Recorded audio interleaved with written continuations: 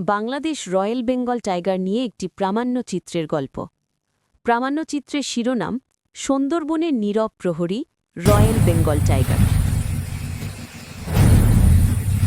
ভোরের প্রথম আলো ধীরে ধীরে সুন্দরবনের আকাশে ছড়িয়ে পড়ে। কুয়াশায় ঢাকা নদী, নীরব ম্যানগ্রোভ বন, পাখির ডাকে প্রকৃতি জেগে ওঠে।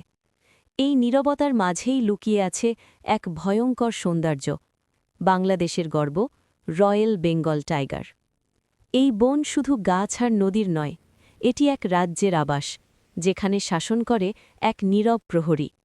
ঘন জঙ্গলের ভেতর দিয়ে ধীরে ধীরে এগিয়ে আসে এক বিশাল ছায়া, কমলা কালো ডোরাকাটা শরীর, তীক্ষ্ণ দৃষ্টি, শক্ত পেশি।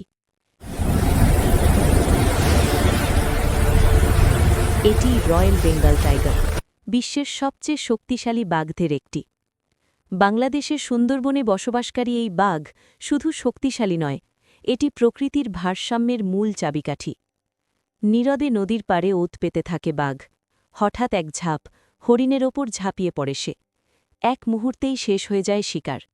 প্রকৃতির এই নিষ্ঠুর কিন্তু প্রয়োজনীয় নিয়মেই টিকে আছে সুন্দরবনের জীবনচক্র। জেলেরা নৌকায় করে নদীতে যায়, কাঠুরেরা ঢোকে বনে।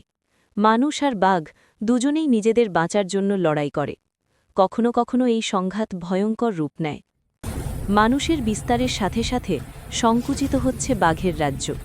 চোরা শিকার, বন উজাড়, জলবায়ু পরিবর্তন সব মিলিয়ে রয়্যাল বেঙ্গল টাইগার আজ মারাত্মক হুমকির মুখে। সংখ্যা কমে আসছে প্রতিদিন।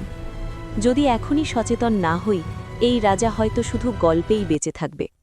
বনরক্ষী, গবেষক ও স্থানীয় জনগণ একসাথে কাজ করছে বাঘ রক্ষায়। ক্যামেরা ট্র্যাপ, আইন প্রয়োগ, সচেতনতা সব মিলিয়ে ফিরছে আশার আলো। রয়্যাল বেঙ্গল টাইগার বাঁচলে বাঁচবে সুন্দরবন, বাঁচবে বাংলাদেশ। সূর্যাস্তের লাল আলোতে বনের ভেতর দিয়ে হেঁটে যায় বাঘ। ধীরে ধীরে সে মিলিয়ে যায় অন্ধকারে, কিন্তু তার উপস্থিতি রয়ে যায় পুরো সুন্দরবন জুড়ে। এই নীরব প্রহরীকে রক্ষা করা আমাদের দায়িত্ব, প্রকৃতির কাছে, ভবিষ্যতের কাছে।